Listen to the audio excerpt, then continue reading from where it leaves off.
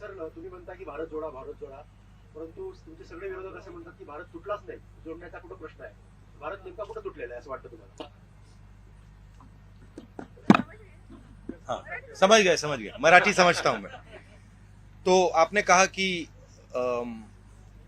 भारत जोड़ो की क्या जरूरत अगर भारत टूटा ही नहीं है। देखिए, भारत में पिछले 8 साल से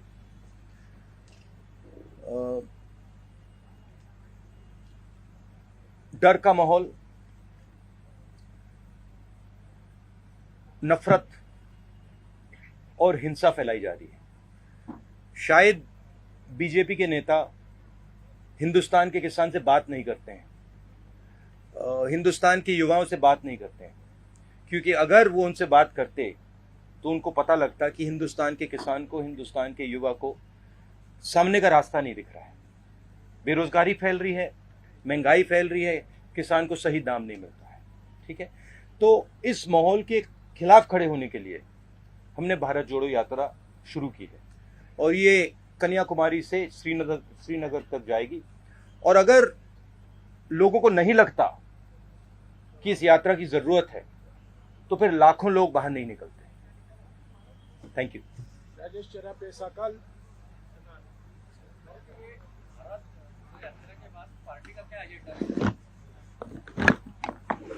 भैया, ये आपको कांग्रेस प्रेसिडेंट से पूछना पड़ेगा, खारगे जी से। He is now the president of the Congress party and he is the person who is going to give direction. मेरा लक्ष्य भारत जोड़ो यात्रा पर है। अब ये इसमें 2-3 महीने और लगेंगे, तो मेरा पूरा का पूरा फोकस इस यात्रा पे है और बहुत बहुत अच्छा लग रहा है मुझे, क्योंकि बहुत सीखने को मिल रहा है, बहुत लोगों से समझने को मिल रहा है और बहुत प्यार मिल रहा है। नीरज जावड़ेकर, महाराष्ट्र टाइम्स। नीरज जावड़ेकर, महाराष्ट्र टाइम्स।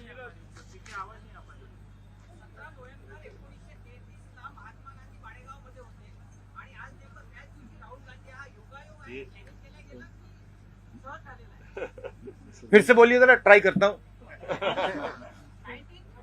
नहीं, मराठी में।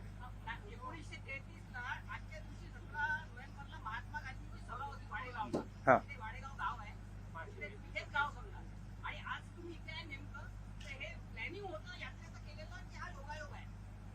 नहीं, ट्रांसलेट कीजिए कि ये जब यहाँ आए, गांधी जी भी आए थे, हम भी आए, क्या प्लान करके आए हैं या ऐसे ही हुआ है? नहीं, कोई प्लानिंग। 1933 में इसी दिन महात्मा गांधी यहाँ थे, तो ये अच्छा पॉजिटिव है ये। आप पहले ठीक तरीके से समझना है। आमतौर से क्या होता है, लोकतंत्र में एक पॉलिटिकल पार्टी दूसरी पॉलिटिकल पार्टी से लड़ती है और जो युद्ध का मैदान होता है उसको जो देश के इंस्टीट्यूशंस होते हैं वो उस युद्ध के मैदान में फेयरनेस क्रिएट करते हैं।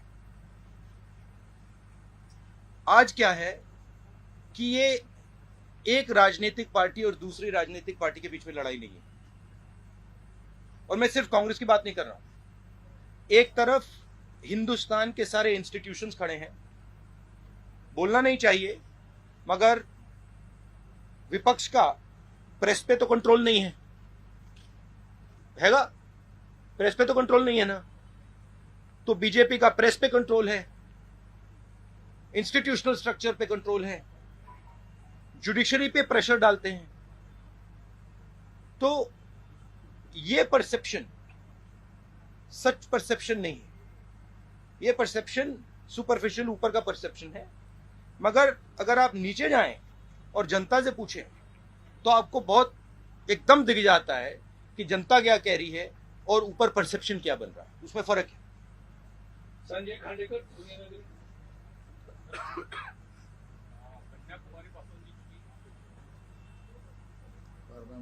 कन्याकुमारीपासून तुम्ही जी पदयात्रा सुरू केलेली आहे भारत जोडोची। सॉरी, एक मैं थोड़ा इसमें और कहना चाहता हूं। देखिए, हमने ये सब एवेन्यूज ट्राई की, प्रेस की एवेन्यू ट्राई की, हमने पार्लियामेंट में अपनी बात रखने की कोशिश की। सिर्फ मैंने नहीं, सिर्फ कांग्रेस पार्टी ने नहीं, विपक्ष की सब पार्टियों ने।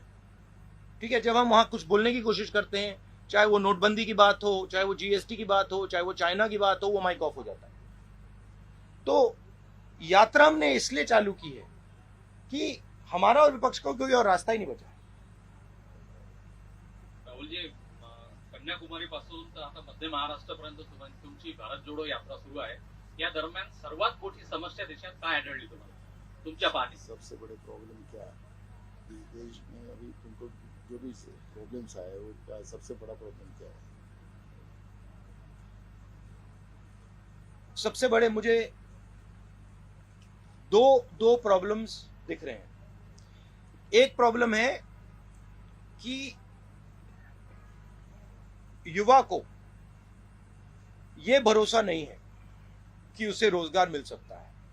चाहे वो कुछ भी पढ़ ले, किसी भी यूनिवर्सिटी में चला जाए, सर्टिफिकेट मिल जाए, मगर वो आपको गारंटी करके ये नहीं कह सकता कि अगर मैंने इंजीनियरिंग की ट्रेनिंग की है तो मैं इंजीनियर बनूंगा या मजदूरी करूंगा। और ये यूनिवर्सल है। मतलब मुझे जो पढ़ाई कर रहे हैं उनमें से एक युवा नहीं मिला जिसने कहा हाँ मुझ में कॉन्फिडेंस है कि मुझे रोजगार मिल जाएगा। तो ये पहला बड़ा मुद्दा है। उसको अगर आप थोड़ी गहराई से देखें तो उस युवा के माता पिता ने मेहनत करके उसे उसकी शिक्षा के लिए पैसा मोस्टली प्राइवेट प्लेयर्स को दिया है, प्राइवेट इंस्टीट्यूशंस को दिया है। एक तरफ वो दिन भर काम करते हैं, दूसरी तरफ महंगाई बढ़ती जा रही है, और तीसरी साइड जो उनका भविष्य है, उनका जो बेटा हो या उनकी बेटी हो, उसका रास्ता बंद है। तो पहला प्रॉब्लम ये है। दूसरा प्रॉब्लम किसानों का प्रॉब्लम है, जो देश को भोजन देता है, जो प्रोडक्टिव एलिमेंट है हिंदुस्तान, उसको कोई सपोर्ट नहीं, उसको कोई मदद नहीं है, उसको सही दाम नहीं मिलता। वो बीमा भरता है, उसको जब आंधी आती है, तूफान आता है, उसको मतलब पैसा नहीं मिलता, कर्जा माफ उसका कभी नहीं होता। तो ये दो बड़े मुद्दे, बड़े प्रॉब्लम्स दिख रहे हैं। और तीसरा जो है जुड़ा हुआ है कि सब लोग ये कहते हैं कि अगर शिक्षा में हमें पैसा देना पड़ रहा है, अस्पतालों के लिए हमें पैसा देना पड़ रहा है, मतलब सरकारी अस्पताल नहीं बचे, सरकारी स्कूल्स कॉलेजेस नहीं बचे। महाराष्ट्र में तो स्कूलों को बंद किया जा रहा है, 20 बच्चों से अगर कम है तो उनको बंद ही करा जा रहा है। तो वो कह रहे हैं कि भैया अगर ये पैसा हम यहां डाल रहे हैं, ये जा कहां रहा है, किसके हाथ जा रहा है? तो वो इनइक्वालिटी की बात है और सबको मालूम है।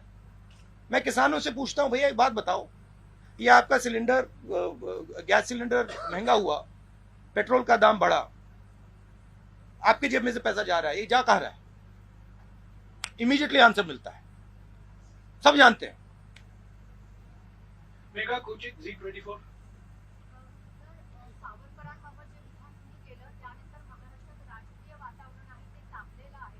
फडणवीस असं म्हणतायत की काँग्रेसला जनता धडा शिकवेल आणि उद्धव ठाकरेंनी असं म्हटलेलं आहे की तुमच्या विधानाशी मी सहमत नाही। सावरकर के बारे में बोला ना, उद्धव ठाकरे बोलते नहीं सहमत नहीं, और फडणवीस बोलता है कि हमें लोग जगह देते हैं। ये देखिए, ये मेरे लिए सबसे जरूरी डॉक्यूमेंट है। ये देखा आपने, दिख रहा है आपको? और इसमें आप देख लीजिए, ये सावरकर जी की चिट्ठी है जिसमें उन्होंने अंग्रेजों को लिखा है। और मैं पूरी चिट्ठी आपको पढ़नी होगी, देख लीजिए, मैंने हाईलाइट भी कर रखी है, मगर मैं सिर्फ आखिरी लाइन पढ़ना चाहता हूं। अंग्रेजी में लिखी है तो मैं अंग्रेजी में बोल देता हूं। I beg to remain sir your most obedient servant V.D. Savarkar. Hindi में ट्रांसलेशन कर देता हूं, सर मैं आपका नौकर रहना चाहता हूं। ये मैंने नहीं लिखा, ये सावरकर जी ने लिखा है। तो इसको आप पढ़ लीजिए, देख लीजिए। अगर फडणवीस जी देखना चाहते हैं इसको, वो भी देख लें। तो मैं तो इसमें बहुत क्लियर हूं, सावरकर जी ने अंग्रेजों की मदद की थी। रश्मी पुराणिक सांगली. याच वाक्यावरनं आता शिंदे गटाच्या खासदारांनी असं म्हटलं की भारत जोडो यात्रा ही थांबवली पाहिजे महाराष्ट्रात आणि मनसेचे नेते तुमचा निषेध करण्यासाठी शेगावपर्यंत येणार आहे. तर भारत जोडो यात्रेला बोलते ये यात्रा को रोकना चाहिए सावरकर के बारे में ऐसा बोला है। तो ऐसे गवर्नमेंट को उसने लेटर लिखा किसने? सेवाड़े। सेवाड़े, मतलब रोकने, यात्रा को रोकने के लिए। हाँ। रोक दीजिए, कोई प्रॉब्लम नहीं है, रोक दीजिए। देखिए, किसी का कोई विचार हो उसको रखना चाहिए, और अगर सरकार को लगे कि भारत जोड़ो यात्रा को रोक देना चाहिए तो रोकने की कोशिश कीजिए, करिए। निरानंद उमाटे टीवी 9.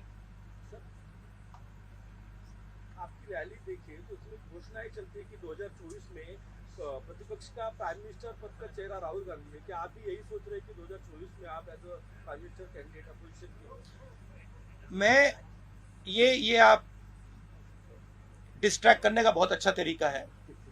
हमारा काम भारत जोड़ो यात्रा का काम है, हमें भारत को जोड़ना है। ये इस सवाल के बारे में हम सोच ही नहीं रहे। हम कन्याकुमारी से शुरू किए हैं, हम श्रीनगर तक जाएंगे और वहां पर हम तिरंगे को लहराएंगे। ये हम कर रहे हैं, ये हमारी तपस्या है, और हम और कुछ चीज के बारे में नहीं सोच रहे। मुस्कान मिर्जा आज तक. मेरा सवाल ये है कि हिमाचल प्रदेश में जब इलेक्शन हुए तो आपने 40 रैलीज की थी, और पिछली बार गुजरात में भी बहुत बड़ा कैंपेन आपने किया था, तो इस बार आपके इक्का दुक्का सिर्फ रैलीज है गुजरात में, ऐसे क्यों? क्योंकि जैसे मैंने अभी बोला, हमने सितंबर में भारत जोड़ो यात्रा शुरू की। हम इस यात्रा को श्रीनगर तक ले जा रहे हैं, और ये मेरा और हम जो इस यात्रा में शामिल हैं, हमारी तपस्या है, हमारा ये लक्ष्य है, और इसको हम पूरा करना चाहते हैं। ज़रूर अगर कांग्रेस प्रेसिडेंट हमें कहेंगे कि हमें गुजरात जाना है, हिमाचल जाना है, तो हम जाएंगे। अभिजीत करंडे बीबीपी माझा. पिछले 5-6 साल से जो नेता जमीन पर नहीं दिखे थे वो अचानक से जमीन पर दिखना शुरू हो गई। आपकी यात्रा शुरू होने के बाद महाराष्ट्र में बहुत सारे नेता दिखे। राहुल गांधी तो निकल पड़े, उन्होंने एक प्रोग्राम दे दिया है पार्टी के लिए। क्या ये प्रोग्राम गांव देहात तक जाने के लिए, क्योंकि यात्रा तो कन्याकुमारी से कश्मीर जा रही है, बहुत सारे तबके तक नहीं जा रही है, तो क्या कांग्रेस का कोई प्लान है आगे वाला, जो ये यात्रा है हर आदमी तक, हर गांव तक, हर शहर तक, हर तबके तक, हर आदिवासी पाड़े तक जाए, और आपका विचार जो है, जो आप बोल रहे हैं, वो पहुंचे वहां तक? यात्रा एक सोच है, एक काम करने का तरीका है, एक कह दो एक इमेजिनेशन है। यात्रा एक सफर भी है। तो मुझे और हम सबको लगा था कि जो बीजेपी की अप्रोच है, नफरत से भरी, डरी हुई, हिंसा फैलाने वाली अप्रोच, उन्होंने हिंदुस्तान को एक इमेजिनेशन दिया है कि देखो ये रास्ता है, देश में नफरत फैलाओ, लोगों को डराओ, गरीबों को कुचलो, उन्होंने ये रास्ता दिया है। यात्रा की कोशिश है, और ये यात्रा इसमें सफल हो गई है। यात्रा की कोशिश है कि देश को बताना कि देखिए सिर्फ ये तरीका नहीं है, एक और तरीका है। जयराम रमेश जी ने कहा कि हमने प्रेस से 6-7 बार बात की है।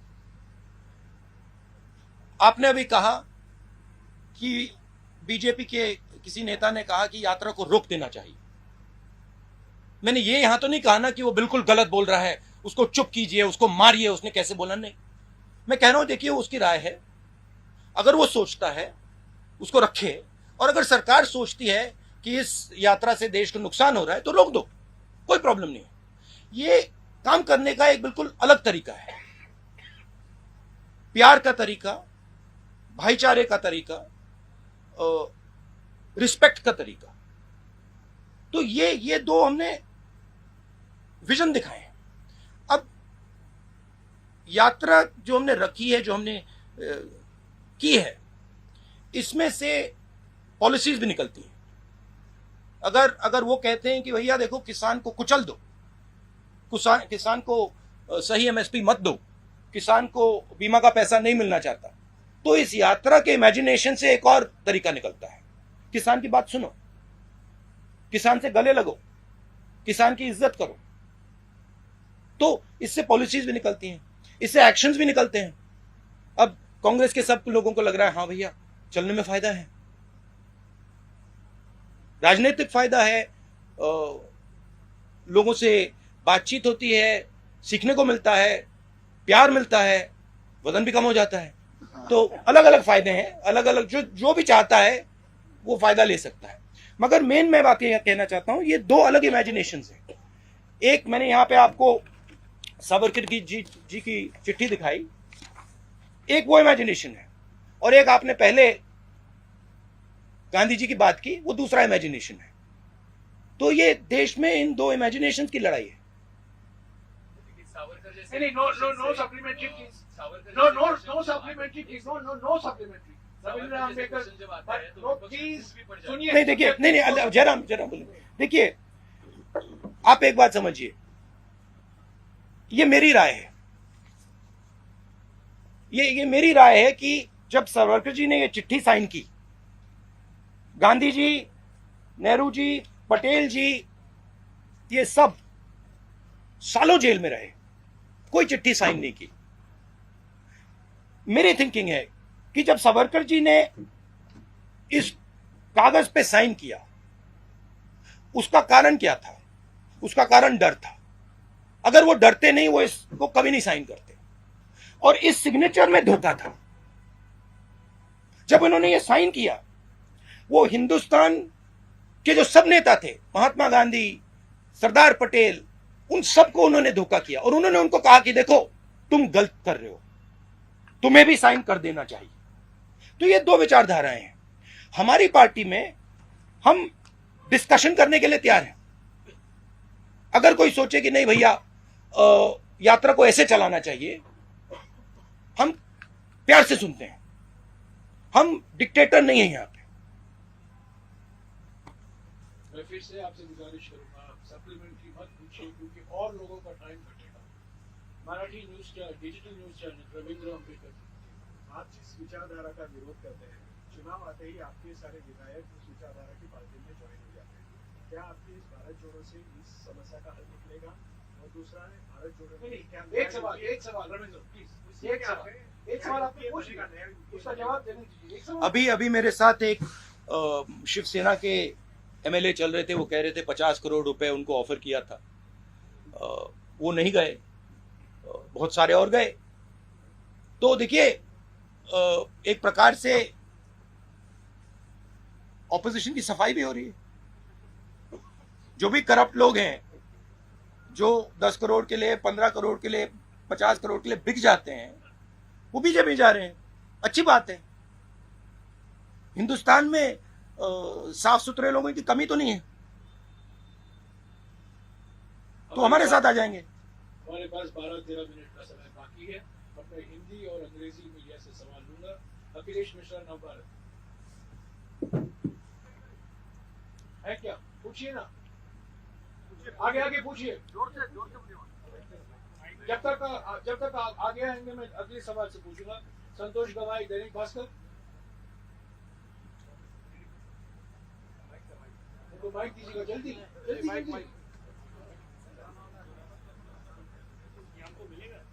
ये मैं आपको गिफ्ट दे देता हूँ, और आप सबको कॉपी चाहिए तो सबको दिलवा देता हूँ।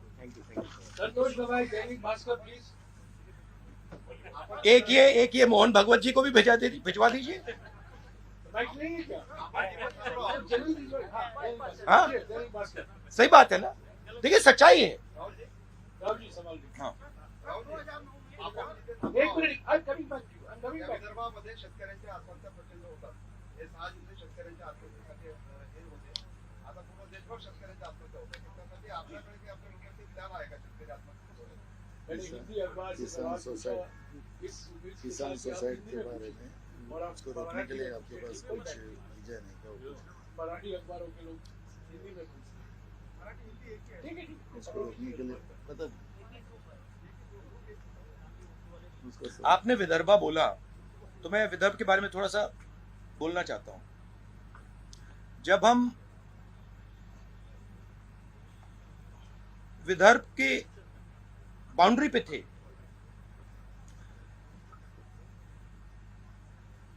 तो हमारे लोगों ने कहा कि हमें वहां पे अंदर आने से पहले वहां पे आपका एक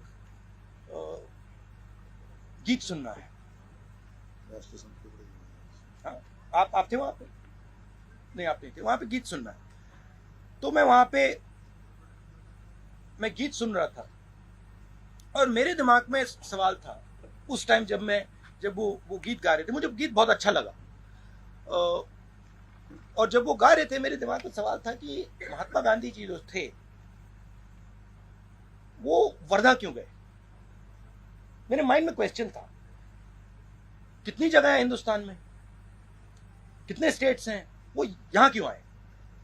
तो मेरे दिमाग में ये सवाल था और मैं सोच रहा था। और फिर गीत के बाद वहां पे एक बड़ा सा आपने गेट लगा रखा और गेट के जैसे मैं अंदर गया 10 मिनट नहीं हुए मुझे बात समझ आ गई कि जो कांग्रेस की जो आइडियोलॉजी है वो एक्चुअली विदर्भ में है और जो नेचुरल कांग्रेसी होता है वो सब विदर्भ में बैठे हुए हैं। अब आपने बोला विदर्भ के किसानों की बात की। विदर्भ में ज्यादा मुश्किल है, मगर ये जो आपने मुद्दा उठाया है ये सिर्फ विदर्भ का मुद्दा नहीं है, ये पूरे हिंदुस्तान का मुद्दा है। विदर्भ में पानी की समस्या है, उसके बारे में कुछ किया जा सकता है, मगर जो हमारे प्रोड्यूसर्स हैं जो खेती करते हैं उनको प्रोटेक्शन देने की जरूरत है, उनको उनकी रक्षा करने की जरूरत है। जैसे कोई परिवार में कोई जो ब्रेड अर्नर होता है वो जरूरी होता है, उसकी प्रोटेक्शन करने की जरूरत होती है। वैसे ही हमारा जो किसान है वो देश को भोजन देता है। आजकल हमारी मेंटालिटी, सरकार की मेंटालिटी कि भैया हाँ देखो ये खेती कर रहा है उसको छोड़ दो, करने दो, सही रेट मिले ना मिले छोड़ दो, कर्ज माफी की जरूरत है नहीं छोड़ो। ये एटीट्यूड बदलना पड़ेगा, उसको सेंटर में लाना पड़ेगा। कहना पड़ेगा कि नहीं ये सबसे जरूरी चीज है और ये देश को भोजन देते हैं, ये 24 घंटा काम करते हैं और सरकार और देश का फर्ज बनता है कि वो इनकी रक्षा करे। अब रक्षा कैसे होगी? रक्षा उसको सही दाम देने से।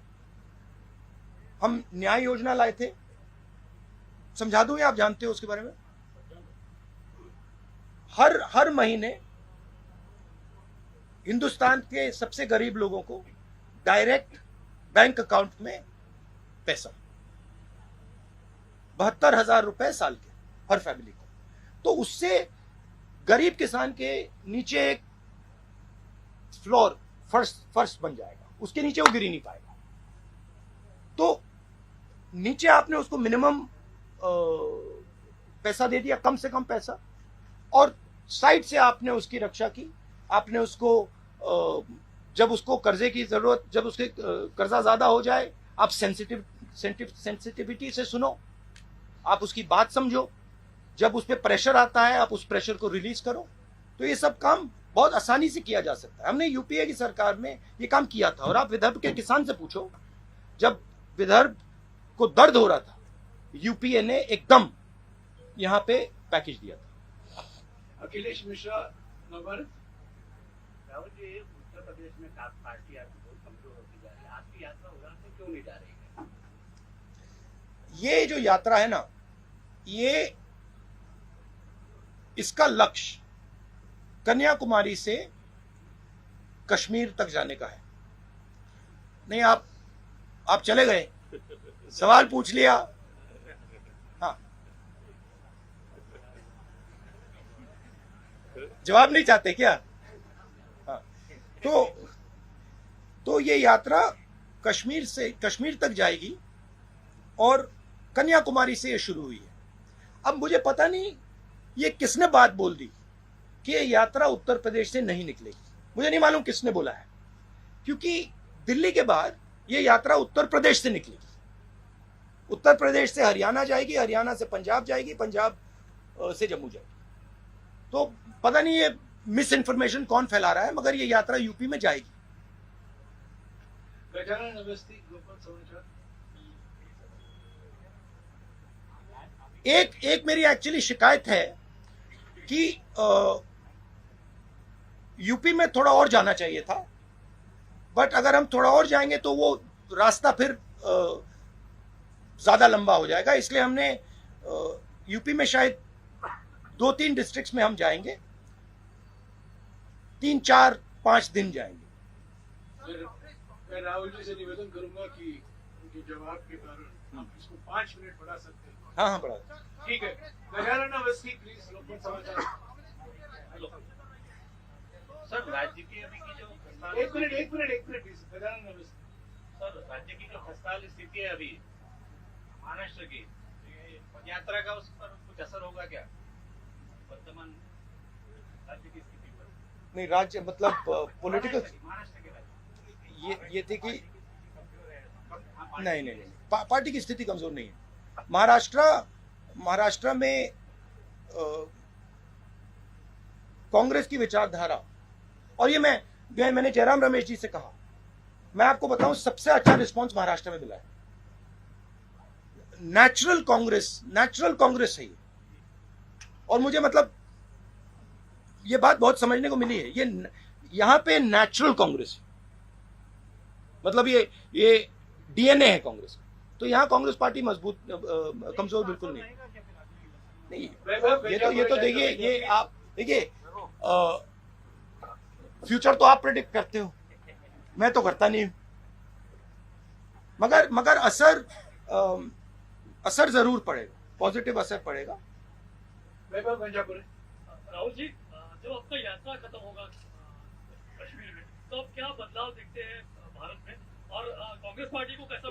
एक सवाल अंग्रेजी मीडिया भी हिंदी में पूछ रही है। अच्छा, okay, how it will benefit Congress when you and your यात्रा इन Srinagar? Look, I'm not a soothsayer. I cannot predict the future. My job, you asked a question, let me answer the question. My job is to do what I see as my duty.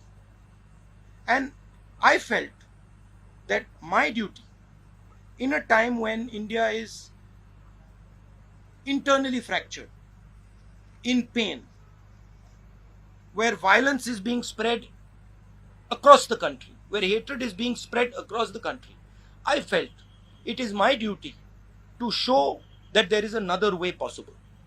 That there is a way possible where you are affectionate and loving to people, where you can disagree with them, where you can say, I actually don't like your views, but I can still go to you and say, I don't like your views, but I'm ready to listen to your views, and I'm not going to beat you because I'm more powerful. I'm not going to thrash you because I'm more powerful. So I thought it was my duty as an Indian citizen to place that on the table. And that is the idea of the Bharat Jodo Yatra. Now, please don't misunderstand. It is not only my duty, and it is not only I who is thinking this. Large number of Congress people feel the same thing. And millions of people, farmers, youngsters, men, women, feel the same thing. So I think it's a very powerful thing, the Yatra.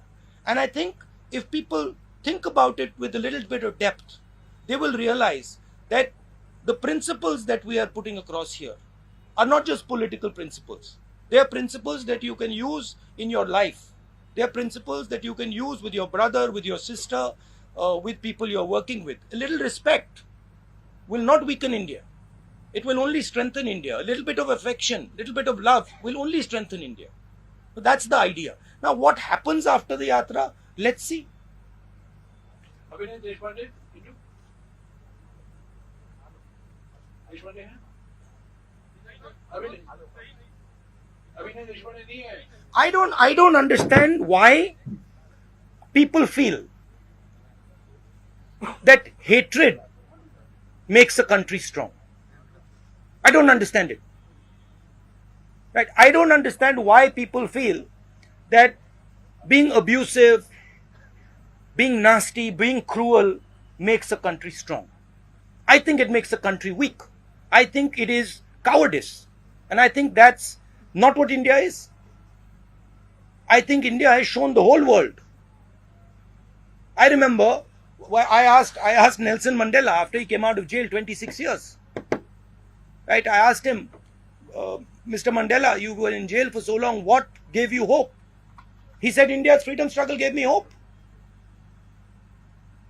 I said, what do you mean by that? He said, well, what Mahatma Gandhi taught. The fact that you should be compassionate even to your opponent. You should respect even your opponent. These are Indian values. They are the most powerful values. And in the world that we are facing today, with the United States and China and war here and there, this is the most powerful thing that we have. Why are we throwing it away?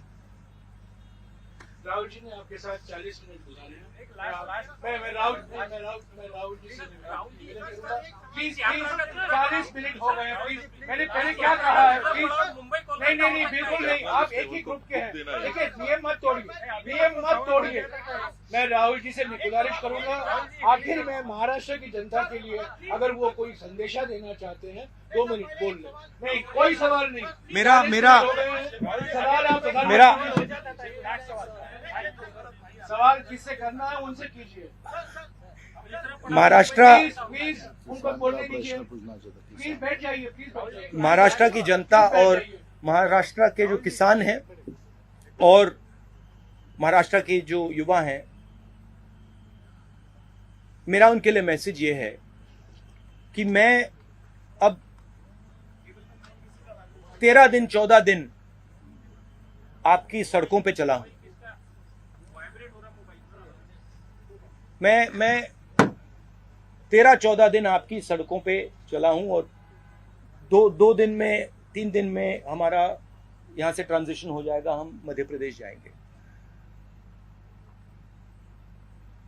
इन सड़कों पे मैंने आपसे खुल के बातचीत की है, लाखों लोगों से मिला हूं, युवाओं ने अपने सपने मेरे सामने रखे, किसानों ने अपना दर्द मेरे सामने रखा और आपने सबने मुझे बहुत बड़ा तोहफा गिफ्ट दिया है। आपने मुझे इन सड़कों पे सिखाया है शिवाजी महाराज के बारे में, ज्योतिबाई फूले जी के बारे में, अंबेडकर जी के बारे में आपने सिखाया है।